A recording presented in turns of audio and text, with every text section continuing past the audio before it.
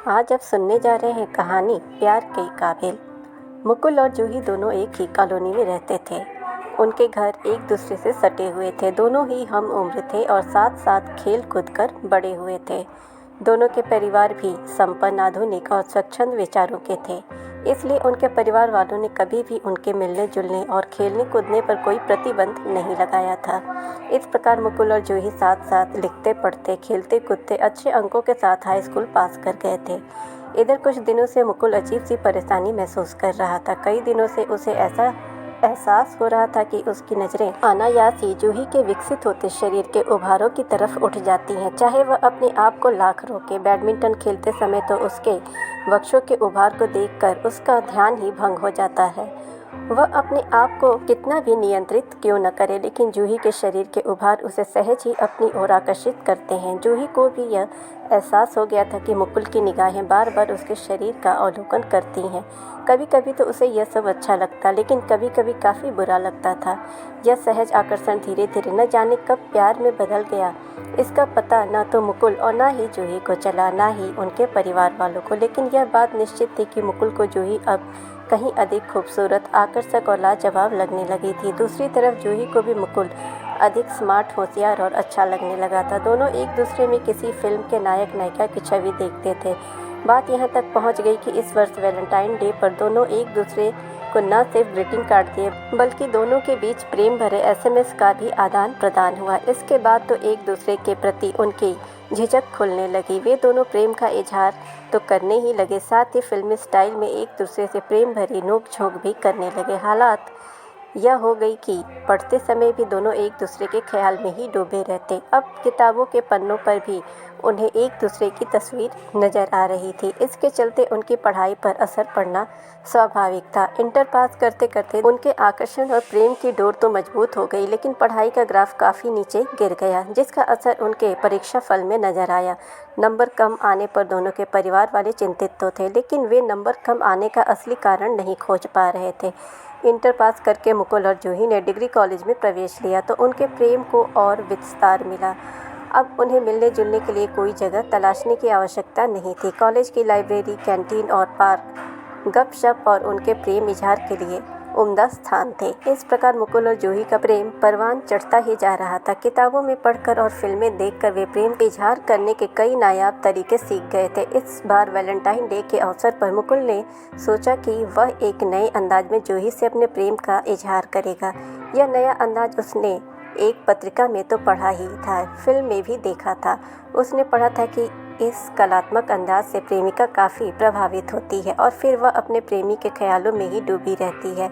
इस कलात्मक अंदाज को उसने इस वैलेंटाइन डे पर आजमाने का निश्चय किया। उसने शीशे के सामने खड़े होकर उसका खूब अभ्यास भी किया। सुबह सुबह का समय था, मौसम भी अच्छा था। मुकुल का मन रोमानी था। उसने हाथ में लिए गुलाब के खिले फूल को निहारा और फिर उसे अपने होठों पर रखकर चूम लिया। अब उससे रहा न गया। उसने अपने मोबाइल से जूही को छत पर आने के लिए SMS किया। जूही तो जैसे तैयार ही बैठी थी। मैसेज पाते ही वह चहकती हुई छत की तरफ दौड़ी। वह प्रेम की उमंग और तरंग में डूबी हुई थी और वैसे भी प्रेम कभी छिपाए नहीं छिपता। जूही को इस प्रकार छत की ओर दौड़ते देखकर उसकी मम्मी का मन शंका से भर उठा। वो सोचने लगी, इतनी सुबह जूही को छत पर क्या काम पड़ गया?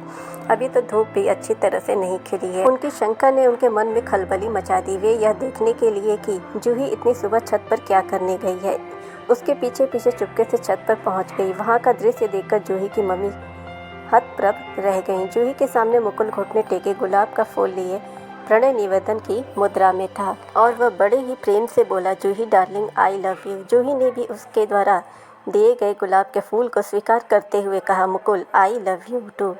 यह दृश्य देखकर जूही की मम्मी के पैरों तले जमीन खिसक गई, लेकिन छत पर कोई तमाशा न हो इसलिए वे चुपचाप दबे कदमों से नीचे आ गईं। अब वे बहुत परेशान थी। थोड़ी देर बाद जूही भी उमंग तरंग में डूबी हुई प्रेम रस में सरोवर गाना गुनगुनाती हुई नीचे आ गई। इस समय वह इतनी खुश थी मानो सारा जहां उसके कदमों में आ गया हो।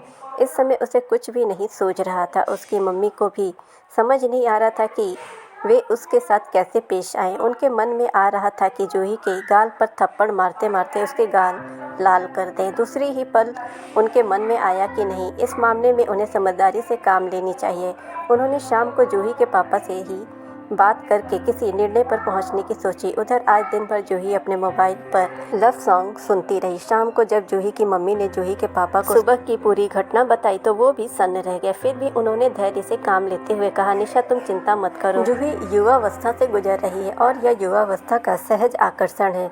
क्या हमने भी ऐसा ही नहीं किया था? राजेंद्र तुम्हें तो हर वक्त मजाक ही सोचता है। यह जरूरी तो नहीं कि जो हम करें वही हमारी संतानें भी करें। निशा, मेरे कहने का तात्पर्य यह नहीं कि बच्चों के भविष्य को ध्यान में रखकर कोई कदम ही ना उठाया जाए। मैं आज ही मुकुल के पापा से बात करता हूँ। बच्चों को समझाने से ही कोई हल निकलेगा। जूही के पापा ने मुकुल के पापा से मिलने का समय लिया और फिर उनसे मिलने उनके घर गए। फिर दोनों ने सौहार्दपूर्ण वातावरण में मुकुल और जूही के प्रेम व्यवहार और उनके भविष्य पर चर्चा की, जिससे वे दोनों कहीं गलत रास्ते पर न चल पड़े। दोनों ने बातों ही बातों में मुकुल और जूही को सही मार्ग पर आगे बढ़ने की योजना और नीति बना ली थी। तब एक दिन मुकुल के पापा ने सही अवसर पाकर मुकुल को अपने पास बुलाया और उससे इस प्रकार बातें शुरू की जैसे उन्हें उसके और जूही के बीच पनप रहे प्रेम संबंधों के बारे में कुछ पता ही ना हो। उन्होंने बड़े प्यार से मुकुल से पूछा, बेटा मुकुल, आजकल तुम खोए खोए से रहते हो। इस बार तुम्हारे नंबर भी तुम्हारी योग्यता और क्षमता के अनुरूप नहीं आए। आखिर क्या समस्या है बेटा? मुकुल के पास इस प्रश्न का कोई सटीक उत्तर नहीं था। कभी वो प्रश्न पत्रों के कठिन होने का दोष देता तो कभी आंसर शीट के चेक होने में हुई लापरवाही को दोष देता। बेटा मुकुल, मुझे तो ऐसा लग रहा है कि तुम अपना ध्यान पढ़ाई में सही से लगा नहीं पा रहे हो। कोई इश्क विश्क का मामला तो नहीं है? यह सुनते ही मुकुल को करंट सा लगा। उसके मुंह से तुरंत निकला, नहीं पापा, ऐसी कोई बात नहीं है बेटा, यह उम्र ही ऐसी होती है। यदि ऐसा है भी तो कोई बुरी बात नहीं है। मुझे अपना दोस्त समझकर तुम अपनी भावनाओं को मुझसे शेयर कर सकते हो। एक पिता कभी अपने बेटे को गलत सलाह नहीं देगा, विश्वास करो। लेकिन मुकुल अब भी कुछ बताने से झिझक रहा था। उसके पापा उसके चेहरे को देखकर समझ गए कि उसके मन में कुछ है जिसे वह बताने से झिझक रहा है। तब उन्होंने उससे कहा, मुकुल, कुछ भी बताने से झिझको मत। तुम्हारे सपनों को पूरा करने में सबसे बड़ा मददगार मैं ही हो सकता हूँ। बताओ बेटा, क्या बात है? अपने पापा को एक दोस्त की तरह बातें करते मुकुल की झिझक खुलने लगी। तब उसने भी जूही के साथ चल रही अपनी प्रेम कहानी को सहज रूप से स्वीकार कर लिया। इस पर उसके पापा ने कहा, मुकुल, तुम एक समझदार बेटे हो जो तुमने सच्चाई स्वीकार की। मुझे जूही से तुम्हारी बस मैं तो सिर्फ इतना कहना चाहता हूँ कि यदि तुम जूही को पाना चाहते हो तो पहले उसके लायक तो बनो। तुम जूही को तभी पा सकते हो जब अपने करियर को संवार लो और कोई अच्छी नौकरी व पद प्राप्त कर लो। बेटा, यदि तुम अपना और जूही का जीवन सुखमय बनाना चाहते हो तो तुम्हें अपने करियर संवारना ही होगा, अन्यथा जूही के पेरेंट्स भी तुम्हें स्वीकार नहीं करेंगे। इस दुनिया में असफल आदमी का साथ कोई नहीं देता है। यह सुनकर मुकुल ने भावावेश में कहा, पापा, हम एक दूसरे से सच्चा प्यार करते हैं, कभी एक दूसरे से जुदा नहीं हो सकते। बेटा, तुम दोनों को जुदा कौन कर रहा है? मैं तो बस इतना कह रहा हूँ कि यदि तुम जूही से जुदा नहीं होना चाहते हो तो उसके लिए कुछ बनकर दिखाओ, अन्यथा कितने ही सच्चे प्रेम की दुहाई देने वाले रिश्ते हों, अनमेल होने पर टूट और बिखर जाते हैं। यदि तुम ऐसा नहीं चाहते हो तो जूही की ज़िंदगी में खुशबू महकाने के लिए तुम्हें कुछ बनकर दिखाना होगा। पापा, आपकी बात मुझे समझ आ गई। हम जिस चीज़ को चाहते हैं उसके लिए हमें उसके लायक बनना ही पड़ता है, नहीं तो वह चीज़ हमारे हाथों से निकल जाती है। अभी तक मैं अपना बेशकीमती समय यूं ही गाने सुनने और फिल्में देखने में गंवा रहा था। अब मैं अपना पूरा समय अपने करियर संवारने में लगाऊंगा। मुझे अपने प्यार के काबिल बनना है। शाबाश बेटा, अपने इस जज्बे को कायम रखो, अपनी पढ़ाई में पूरा मन लगाओ, अपने करियर को संवारो। मात्र सपने देखने से कुछ नहीं होता, उन्हें हकीकत में बदलने के लिए प्रयास और परिश्रम करना ही पड़ता है। जूही को पाना चाहते हो तो जूही के काबिल बनो। पापा, आपने मेरी आंखें खोल दी। मैं अपना वादा पूरा करता हूँ कि मैं ऐसा ही करूँगा। ठीक है बेटा, तुम्हें मेरी सलाह समझ में आ गई। मैं एक दोस्त और मार्गदर्शक के रूप में तुम्हारे साथ हूँ। इसी प्रकार की बातें जूही के पेरेंट्स ने जूही को समझाई और इसका असर जल्दी ही देखने को मिला। मुकुल और जूही एक दूसरे को पाने के लिए अपना अपना करियर संवारने में लग गए। अब वे दोनों अपनी पढ़ाई ध्यान लगाकर करने लगे थे।